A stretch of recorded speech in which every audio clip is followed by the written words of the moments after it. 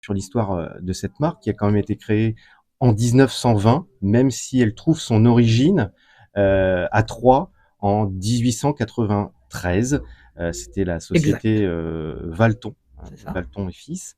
Est-ce que vous pouvez globalement nous donner quelques grands faits marquants de cette grande histoire de la marque Petit Bateau?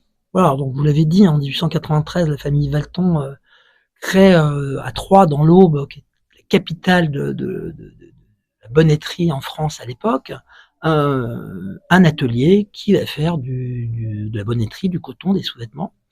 1920, c'est la deuxième grande étape avec la création de la marque Petit Bateau.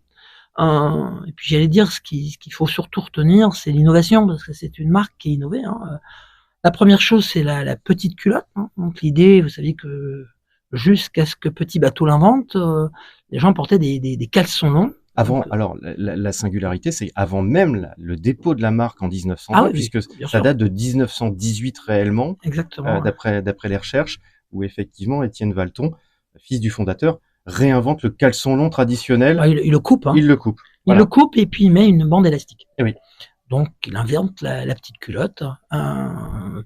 La marque Petit Bateau, pour une marque troyenne qui est bien loin de la mer, c'est un clin d'œil à la comptine Maman les petits bateaux. Voilà, donc cette innovation première, il y en a eu d'autres, le body, Le body, ouais. que toutes les À mamans pression, connaissent. le body à Alors, le pression. body dans un premier Ah temps, oui, le body. puis le body à pression. Puis le body à pression bien Donc, plus tard, hein, innovation sur 1980. innovation, exactement. Ouais, ouais. Voilà, donc c'est ça qu'il faut retenir, avec peut-être une dernière grande marque, un grand jalon, c'est l'arrivée dans la mode femme, pour une marque qui était avant tout une marque d'enfance, avec le t-shirt. Et puis un petit coup de pouce, comme souvent, grâce à Monsieur Lagerfeld, qui décide, quand il reprend la marque Chanel, de garder son ADN, mais de le moderniser ou lui donner un coup de jeune, et qui invente le t-shirt sous le tailleur. Et il s'embête pas, il va acheter des t-shirts Petit Bateau parce que la qualité est là. Et voilà comment on a fait un pas dans la mode féminine avec cette iconique qu'est le t-shirt blanc Petit Bateau, même s'il Fin existe des en années d'autres. 90, il fera défiler d'ailleurs Claudia Schiffer Exactement. pour lancer le sujet. Voilà, en tout cas, je pense qu'il n'avait pas spécialement envie de nous aider, en disant lui, ça l'aidait dans sa collection, mais ça a été un phénomène durant toutes les années 90, et ça reste une pièce iconique. Dans les étapes marquantes, vous-même, vous avez été au sein du groupe Yves Rocher, mais Mmh. il y a le rachat de Petit Bateau en 1988 par le Mmh. groupe Yves Rocher. Voilà, marque qui a failli disparaître, Mhm. comme beaucoup de marques textiles, au tournant des années 70-80, et le groupe Rocher a racheté Petit Bateau. La légende dit que Monsieur Rocher n'a pas voulu voir, qui était fils de bonnetier, n'a pas voulu voir partir cette marque vers des horizons, alors non pas étrangers, parce que son concurrent était une banque Oui. française d'ailleurs. Voilà, et puis pendant plus de 40 ans, le groupe Rocher a accompagné la croissance de Petit Bateau. Oui, avec le. Donc effectivement, à partir du mois de septembre 2025, le groupe Regent se positionne, donc groupe fonds d'investissement américain, qui est en tous les cas pressenti comme le repreneur de Petit Bateau, un fonds d'investissement qui connaît très très bien les marques. Hein. Voilà, un fonds d'investissement familial qui s'inscrit dans la durée. Donc on n'est pas sur un fonds de retournement. Ils connaissent bien les marques européennes. Oui, ils ont quand même Dim, Ils ont dit, Bailly, ils dans ont la chaussure par exemple, Bailly, ils ont la la Senza, Senza, ils ont lingerie, oui. Escada, mais Playtex, Playtex, alors qui est rattaché à DIM, c'est une licence. Mais oui. enfin, ce qui nous a beaucoup intéressé, c'est leur connaissance du marché européen Mhm. et des problématiques industrielles, puisque une des spécificités de Petit Bateau, c'est d'avoir une activité de distribution assez classique, mais des usines, Oui. qui est le cas aussi de DIM, et des usines, dont une en France, qui fait de nous un des rares acteurs à posséder encore des usines de fabrication en France. On n'est pas les seuls, mais on est plus nombreux. Lacoste, Saint-James, à peu près tout au niveau industriel comme nous. Donc avec une fabrication en France, Une partie, oui. une partie. Donc on peut dire que c'est quand même une marque bien Ah, française. c'est une marque bien française qui le restera, puisque les capitaux sont une chose. J'aime à citer Lacoste, marque suisse, Mhm. si on s'intéresse aux capitaux. Ouais. Et pourtant, tout est en France encore. Bah, Petit Bateau, c'est pareil, la direction, le siège, le style, l'usine, le service client, hein, assez rare pour le citer, hein, quand vous appelez le service client Petit Bateau, il est basé à Troyes. Notre usine est basée à Troyes. Alors, on n'est pas made in France totalement, même si on fait du made in France, puisqu'on a cette capacité à le faire. Oui. Mais 60% de notre coton est fabriqué à Troyes, de la matière, le tricot, ce qu'on appelle. La confection est en partie à Troyes, mais une partie au Maroc. Et puis, on a une partie négoce, comme beaucoup de marques. Alors, justement. Moi, j'aime à dire, et en toute transparence, que il y a 2 segments déjà. Il y a Petit Bateau en France.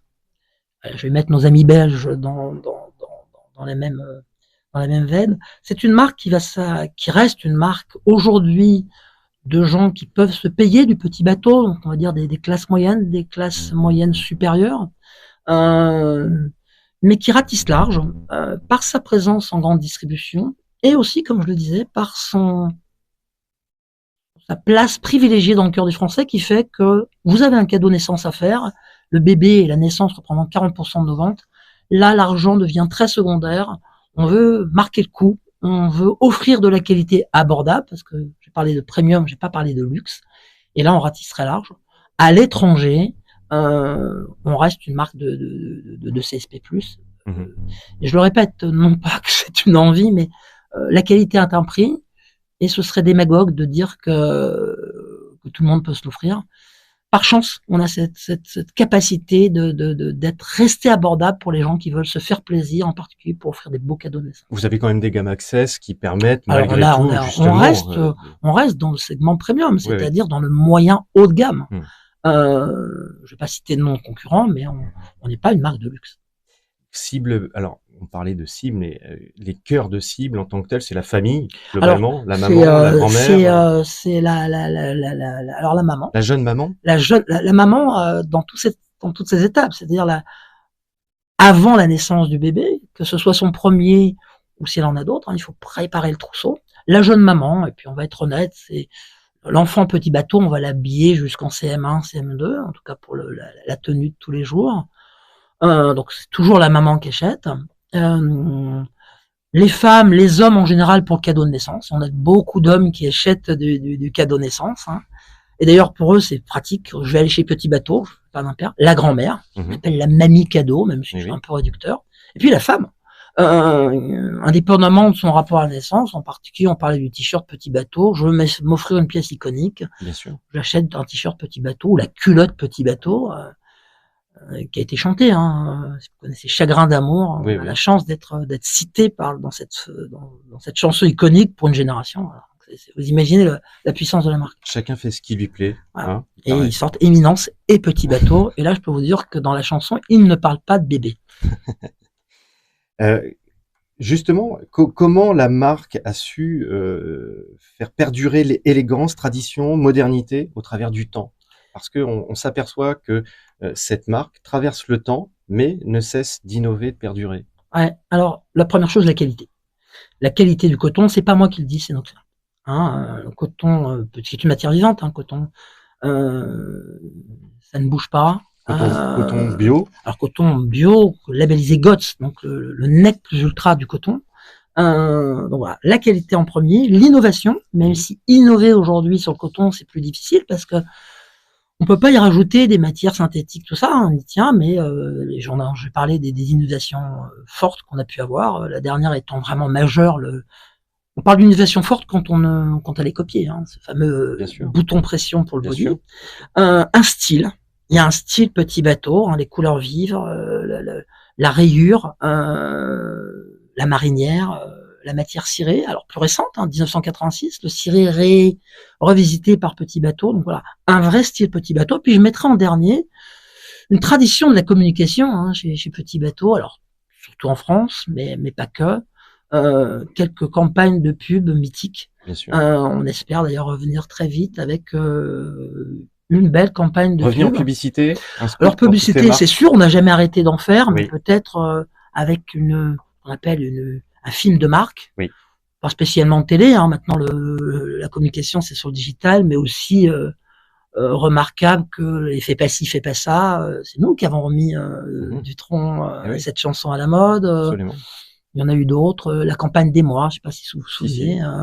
Voilà. Et puis, dès le départ, hein, puisque la petite culotte a été portée dans les années 30 par Marinette, qui était alors là dessinée par un illustrateur de l'époque et qui a fait la réputation. Donc il y a aussi une tradition de la com, mais comme je dis toujours, il faut être certain de ses collections, tout ça. Et ce qui est intéressant, c'est qu'on a une nouvelle styliste depuis 2023, elle est arrivée en même temps que moi et qui a bien compris ce qu'on attendait d'une styliste petit bateau.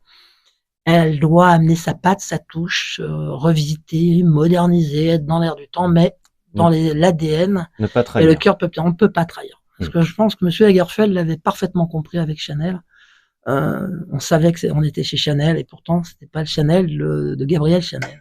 Eh bien, c'est notre défaut depuis de Chine ou d'autres. Bien sûr. Mais les volumes, les bas prix posent la question de la fabrication en Chine. Voilà, j'arrête là. Oui. Nous, et c'est très cohérent avec ce que je vous disais avant. Si je vous avais dit, on veut inonder le monde, faire des prix très abordables et faire du volume, je serais un menteur. Ce n'est pas possible.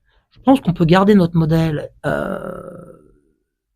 vivant à condition d'accepter qu'on n'ait pas des volumes, que la croissance ne soit pas le seul moteur, même si on en a besoin, et que évidemment ça aura un prix.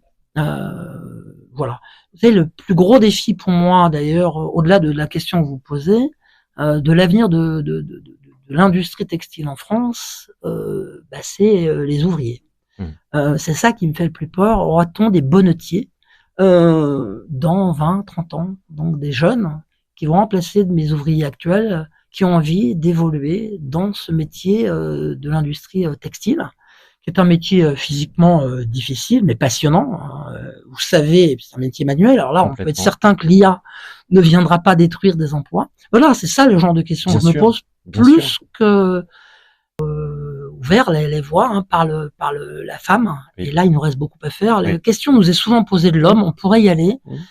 Mais on reste une grosse PME et beaucoup de défis. Et je crois que un bon patron, c'est celui qui pose sa vision, qui n'en change pas tous les jours, et qui a la notion du taux d'effort. Je vous passe tous les défis que nous avons de transformation, de système d'info, tout ça. On ne s'improvise pas comme ça sur l'homme, tout simplement aussi parce que parfois il faut se dire, on le mettrait où dans nos magasins qui ne sont pas si grands. En revanche, on a avec la femme des potentiels non négligeables. Et puis peut-être via les licences, ce qu'on a vu avec les lunettes, puisque depuis bientôt 6 mois, on a développé la licence avec Chris. Licence de marque. Voilà. Alors c'est très important avec la licence, c'est pas se disperser. Bien sûr. On peut pas finir sur des canettes de Coca. Oui, puisqu'il y a quand même l'image de marque qui exactement. doit effectivement donner un tout cohérent. On parlait de Lacoste tout à l'heure. Lacoste est une marque qui a longtemps travaillé qu'avec des licences, y compris celle du textile, qui était assumée par Devanlay. C'est vrai. Et personne ne le savait. Donc la licence peut être aussi une façon de faire d'ouvrir nos chakras, bien sûr, avec un taux d'effort raisonnable. Mais vous avez dit, le défi là, c'est pas de se perdre. Marque circulaire, Rubin. Quand on s'appelle Petit Bateau, est-ce que la vie est un long fleuve tranquille ou faut-il plutôt se préparer en permanence à affronter la houle? La houle, voire la tempête, mais voilà, on aime ça. Moi, je dis toujours, une marque qui est née en 1893, ça oblige. Oui, ça oblige. Voilà, je sais pas si je serai là dans 3, 4, 5 ans, peut-être même pas dans 6 mois, j'en sais rien, mais le temps que vous êtes là, c'est des longues journées. Gardez le cap. C'est le plus important, quel que soit